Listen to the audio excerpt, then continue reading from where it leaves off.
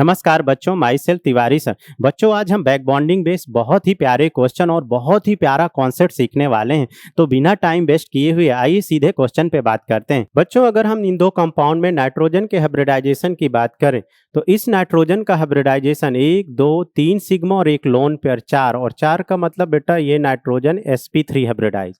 अगर हम इस नाइट्रोजन के हाइब्रिडाइजेशन की बात करें तो 1 2 3 सिग्मा और एक लोन पेयर 4, 4 का मतलब sp3 होना चाहिए। पर बच्चों, ये नाइट्रोजन एटम sp3 हाइब्रिडाइज नहीं है। ऐसा क्यों हो रहा है, आइए इस बात को समझते हैं। एक्चुअली बेटा हो क्या रहा है, सिलिकॉन के पास एक बैकेंड डी ऑर्बिटल है, और बैकेंड डी ऑर्बिटल कौन सा है, 3d। और नाइट्रोजन का ये जो लोन पेयर है ये 2p।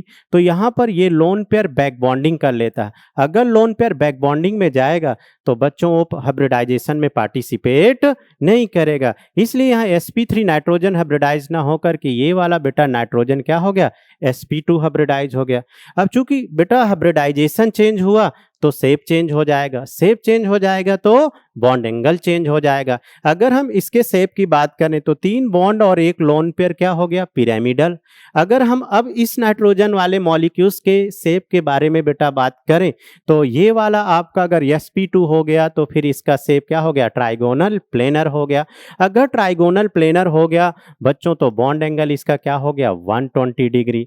और इसका बॉन्ड एंगल कितना हो गया, चूंकि sp3 में एक्सपेक्टेड बॉन्ड एंगल 109 डिग्री होता है बच्चों, पर एक lone pair approx 2 degree lone pair को कम करते हैं। तो यहाँ पर अगर 2 डिग्री अप्रॉक्स लोन पेयर कम हुआ तो ये हो गया बेटा इसका बॉन्ड एंगल 160 डिग्री। तो बेटा इसमें 3 चीजें आप बता सकते हो। पहली बात इसका हाइब्रिडाइजेशन, वेरी कॉन्सेप्चुअल। दूसरी बात हाइब्रिडाइजेशन आप जान गए तो शेप जान गए, और शेप जान गए तो बॉन्ड एंगल जान गए। सिमिलर आइए इस वाले क्वेश्चन पे बात करते हैं। तो सबसे पहले बच्चों दोनों मॉलिक्यूल्स में हम नाइट्रोजन एटम का हाइब्रिडाइजेशन फाइंड करेंगे। तो चलिए बात करते हैं इस वाले नाइट्रोजन एटम के हाइब्रिडाइजेशन की। तो 1 2 सिग्मा और एक लोन पेयर 3, और 3 का मतलब बेटा क्या हो गया, ये नाइट्रोजन sp2 हाइब्रिडाइज। अब देखो अगर sp2 हाइब्रिडाइज है तो इसका शेप क्या होना चाहिए, बेंट। चूंकि दो बॉन्ड और एक लोन पेयर में वी शेप होता है, वी शेप बोलिए या बेंट शेप बोलिए। अब बच्चों अगर हम इस नाइट्रोजन के हाइब्रिडाइजेशन की बात करें, और जैसे ही आपने हाइब्रिडाइजेशन इस नाइट्रोजन एटम का देख लिया तो शेप पता चल जाएगा और साथ में बॉन्ड एंगल भी। तो आइए देखते हैं भाई ये नाइट्रोजन कौन सा हाइब्रिडाइज है बेटा।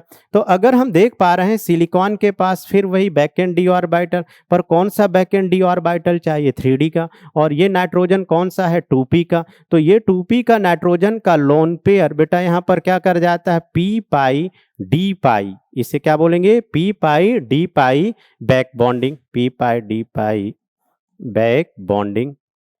अब देखो बच्चों, चूंकि मैंने आपको बताया कि अगर लोन पेयर बैक बॉन्डिंग में जाएगा तो फिर वो हाइब्रिडाइजेशन में पार्टिसिपेट नहीं करेगा। अब अगर बेटा लोन पेयर अगर बैक बॉन्डिंग में गया तो अब इसे हम हाइब्रिडाइजेशन में काउंट करने वाले नहीं है। तो अब इसका हाइब्रिडाइजेशन क्या हो गया, देखो 1 2 सिग्मा और 2 सिग्मा मतलब बेटा नाइट्रोजन का हाइब्रिडाइजेशन यहाँ पर क्या हो गया, sp।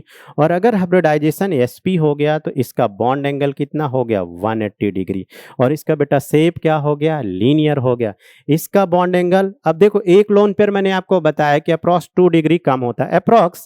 तो बच्चों अगर हम बात करें sp2 में होना कितना चाहिए था, 120, पर अगर एक लोन पेयर अप्रॉक्स 2 डिग्री कम करेगा तो इसका जो बॉन्ड एंगल हो जाएगा वो 118 डिग्री के आसपास। अब बच्चों कभी इनके बॉन्ड एंगल पूछे जाएं तो आप आसानी से बता सकते हो कि इसका बॉन्ड एंगल ज्यादा होगा। और हाइब्रिडाइजेशन भी बेटा इन दोनों एटम के नाइट्रोजन का आप बता सकते हैं। इसी प्रकार से आइए बहुत सारे क्वेश्चन में हम बात करते हैं। हम बहुत सारे बेटा कॉन्सेप्चुअल क्वेश्चन आज हम आप लोगों के लिए लेके आए हैं। तो चलिए नेक्स्ट क्वेश्चन में अगर हम देखें तो फिर से बेटा यहाँ पर हम बॉन्ड एंगल की बात करेंगे। चलिए अब हाइब्रिडाइजेशन नहीं हम आपसे पूछते हैं, बॉन्ड एंगल पूछते हैं यहाँ पर। चूंकि अगर आपने हाइब्रिडाइजेशन सही फाइंड कर लिया तो ही बॉन्ड एंगल आने वाला है। तो बच्चों हमारा क्वेश्चन ये है कि इन दोनों में कि किसका बॉन्ड एंगल ज्यादा होगा। अगर ऐसा क्वेश्चन आता है तो आप क्या सोचते हैं, मैं कुछ थोड़ा सा टाइम दे रहा हूं, आप सोचिए और फिर मैं एक्सप्लेन कर रहा हूं। तो चलिए एक बार फिर से देखते हैं। अगर हम बेटा यहां पर बात करें 2 सिग्मा और 2 lone pair, 2 sigma 2 lone pair 4, और 4 का मतलब sp3। ये sp3। पर बेटा यहाँ पर देखो ये लोन पेयर किस में गया, बैक बॉन्डिंग में गया, चूंकि इसके पास 3d ऑर्बिटल है और इसके पास 2p का लोन पेयर है, तो ये 2p का लोन पेयर क्या कर जाएगा बेटा, p पाई d पाई बैक बॉन्डिंग। अगर इस वाले केस में फिर से बैक बॉन्डिंग आपने देख पाए तो आपको तुरंत पता चल जाएगा बैक बॉन्डिंग से बच्चों ये sp3 से क्या हो गया, हाइब्रिडाइजेशन sp2। और अगर sp2 हो गया तो बॉन्ड एंगल इंक्रीज कर गया, चूंकि sp3 का बॉन्ड एंगल क्या होता है, कम होता है। तो बेटा इन दोनों में से इसका बॉन्ड एंगल क्या हो गया, ज्यादा हो गया। चलिए सेम क्वेश्चन इसमें आते हैं। इसमें भी आप सबको बेटा बताना है कि इन दो क्वेश्चन में किसका बॉन्ड एंगल ज्यादा है। तो आइए देखते हैं। अरे वाह, ये तो क्वेश्चन और ही अच्छा दिख रहा मुझे, क्योंकि इन दोनों में अगर हम देख पा रहे हैं ना बेटा, तो क्लोरीन के पास भी एक बैक एंड डी ऑर्बिटल और वो भी 3d, ऑक्सीजन का लोन पेयर वो भी 2p। चूंकि बैक बॉन्डिंग के लिए बेटा कंडीशन होगी, ये आप ध्यान रखना, 2p से 3d क्या होना चाहिए, 2p से 3d। ये नहीं कि आप 3p से 3d कर दें या 2p से 4d कर दें, नहीं। बैक बॉन्डिंग में मतलब p पाई d पाई के लिए, for p pi d pi, p pi d पाई के लिए 2p और 3d होना चाहिए। तो चलिए देखते हैं। इस ऑक्सीजन एटम के पास भी बेटा लोन पेयर 2p पे प्रेजेंट है, यहाँ पर 3d ऑर्बिटल भी प्रेजेंट है, बैक एंड डी ऑर्बिटल। अब बच्चों देखो यहाँ पर अगर लोन पेयर बैक बॉन्डिंग करने गया तो बैक बॉन्डिंग तो हो रही, यहाँ पर लोन पेयर चूंकि p पाई d पाई तो हो रहा है। पर अगर आप देख पा रहे हो बेटा, इस क्लोरीन का लोन पेयर और ऑक्सीजन का लोन पेयर एक दूसरे को क्या करेंगे, रिपल करेंगे, तो उतना इफेक्टिव यहाँ बैक बॉन्डिंग नहीं हो पाएगी। जबकि अगर इस केस में देखें तो सिलिकॉन के पास बेटा कोई लोन पेयर तो है नहीं, तो सीधे बैक एंड डी ऑर्बिटल है, वो भी 3d, और ऑक्सीजन के पास 2p में लोन पेयर प्रेजेंट है। तो इसका लोन पेयर यहाँ बेटा क्या कर जाएगा, बैक बॉन्डिंग कर जाएगा। यहाँ पर भी बैक बॉन्डिंग कर सकता है, पर लोन पेयर क्या करेंगे, रिपल करेंगे। तो यहाँ पर इफेक्टिव बॉन्डिंग हो गई। अगर इफेक्टिव बैक बॉन्डिंग हुई बेटा तो फिर इसका हाइब्रिडाइजेशन चेंज। अब देखो हाइब्रिडाइजेशन दोनों जगह चेंज, पर इसका इफेक्टिवली हाइब्रिडाइजेशन चेंज होगा, और sp2 का मतलब बॉन्ड एंगल इंक्रीज। तो इन दोनों की अगर हम बात करें तो due to effective back bonding so bond angle increase. तो ये बच्चों काफी कॉन्सेप्चुअल क्वेश्चन था, इन दोनों में सेपरेट कर पाना थोड़ा सा डिफिकल्ट आता है, पर अगर आप ऐसा अप्रोच लगाएंगे तो दिख ही जाएगा। यहाँ लोन पेयर रिपल्सन और इसके पास कोई लोन पेयर रिपल्सन नहीं। आइए और नेक्स्ट क्वेश्चन पे अगर हम बात करें, आज बच्चों हम आप सबके लिए बहुत ही प्यारे क्वेश्चन लेके आए हैं, बशर्ते आप ध्यान दीजिएगा। फिर से बेटा इन क्वेश्चन पे हम बात करने वाले हैं बॉन्ड एंगल, हाइब्रिडाइजेशन वगैरह वगैरह। तो हम बॉन्ड एंगल अगर फाइंड कर लें इन दोनों क्वेश्चन का, तो बच्चों आप इजली बता सकते हैं कि इनका हाइब्रिडाइजेशन क्या रहा होगा, इनका शेप क्या रहा होगा। तो आइए देखते हैं इस क्वेश्चन पे क्या होता है बच्चों, इस क्वेश्चन में क्या कॉन्सेप्ट लग रहा है। तो अगर हम देख पा रहे हैं बच्चों, सेम पिछले वाले क्वेश्चन में ही सेम कॉन्सेप्ट था जो वो भी यहीं लगने वाला है। क्योंकि यहाँ पर भी देखो सिलिकॉन का ये 3d ऑर्बिटल और नाइट्रोजन का बेटा 2p ऑर्बिटल, तो ये 2p का लोन पेयर 3d ऑर्बिटल में p पाई d पाई बैक बॉन्डिंग करेगा। ये बैक बॉन्डिंग होगी बेटा, यहाँ ये बैक बॉन्डिंग हो गई। यहाँ पर भी देखो क्लोरीन के पास बैक एंड डी ऑर्बिटल, कौन सा डी ऑर्बिटल, 3d बेटा, पर इसका लोन पेयर यहाँ पर भी 2p और 3d प्रेजेंट है। पर चूंकि क्लोरीन के पास क्या है, लोन पेयर और ये लोन पेयर, तो उतना इफेक्टिव बैक बॉन्डिंग नहीं हो पाएगी। अगर यहाँ इफेक्टिव बैक बॉन्डिंग हुई तो इफेक्टिव बैक बॉन्डिंग से इसका इफेक्टिव हाइब्रिडाइजेशन चेंज हुआ, और अगर हाइब्रिडाइजेशन चेंज हुआ बेटा तो चूंकि sp3 से क्या होने वाला है, sp2, और sp2 होगा तो फिर बॉन्ड एंगल क्या हो जाएगा, इंक्रीज कर जाएगा। तो इस वाले का भी बॉन्ड एंगल क्या हो गया बेटा, इंक्रीज हो गया।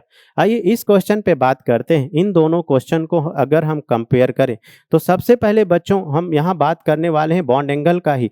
पर बॉन्ड एंगल देखने के लिए सबसे पहले आप उसका हाइब्रिडाइजेशन देखिए और किस तरह से बैक बॉन्डिंग हो पा रही, इफेक्टिव हो रही है कि रिपल्सन बेस हो रही है, उसको ऑब्जर्व करना होता है। तो चलिए यहाँ पर देखते हैं बच्चों। यहाँ पर इसके पास एक क्या है, बैक एंड डी ऑर्बिटल, वो भी कौन सा, 3d, और इसका लोन पेयर p पाई d पाई बैक बॉन्डिंग में पार्टिसिपेट कर रहा है। पर बच्चों अगर आप यहाँ पर देखो, इस ऑक्सीजन की हम बात करें तो 2p कॉन्फ़िगरेशन, पर सल्फर का बेटा कौन सा कॉन्फ़िगरेशन है यहाँ पर, 3p कॉन्फ़िगरेशन, 3p और क्लोरीन के पास 3d।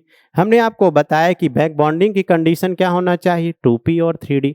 पर बेटा यहाँ पर क्या आ गया, 3p और 3d, और 3p और 3d में डिस्टेंस ज़्यादा होगी। जब डिस्टेंस ज़्यादा हो गई तो इसका लोन पेयर बेटा बैक बॉन्डिंग में नहीं जा पाएगा, और जब बैक बॉन्डिंग में नहीं जा पाएगा तो बेटा हाइब्रिडाइजेशन नहीं चेंज होगा।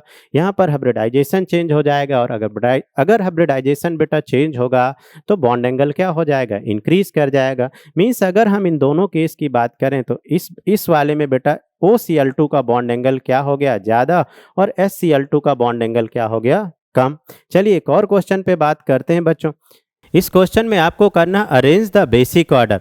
बच्चों ये बहुत ही प्यारा क्वेश्चन है, तो आइए देखते हैं इसमें बेसिक ऑर्डर कैसे अरेंज करते हैं। बच्चों जब भी बेसिक की बात हो तो हम देखते हैं किस मॉलिक्यूल्स में सबसे ज़्यादा इलेक्ट्रॉन डेंसिटी प्रेजेंट है। जितनी ज़्यादा इलेक्ट्रॉन डेंसिटी होगी वो उतना ही मॉलिक्यूल क्या होगा, बेसिक होगा।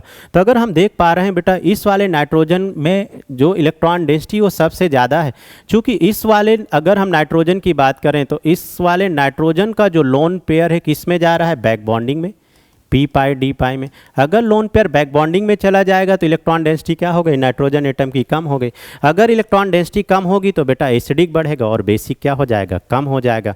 बच्चों अगर हम फास्फोरस की बात करें, बच्चों जनरली अगर हम देखें बच्चों, ये बहुत ही प्यारा क्वेश्चन है। जनरली नाइट्रोजन और फास्फोरस की बात करें तो फास्फोरस ज़्यादा एसिडिक होता है, मीन्स वो कम बेसिक होना चाहिए, पर यहाँ पर ऐसा नहीं हो रहा है। यहाँ पर बेटा अगर हम बात करें, ये तो सबसे ज़्यादा बेसिक हो गया। अगर मैं ऑर्डर अरेंज करूँ, ये सीधे फिर से क्वेश्चन लिख के ऑर्डर ही अरेंज कर दे रहा हूँ, NCH3 CH3 ये सबसे ज़्यादा बेसिक।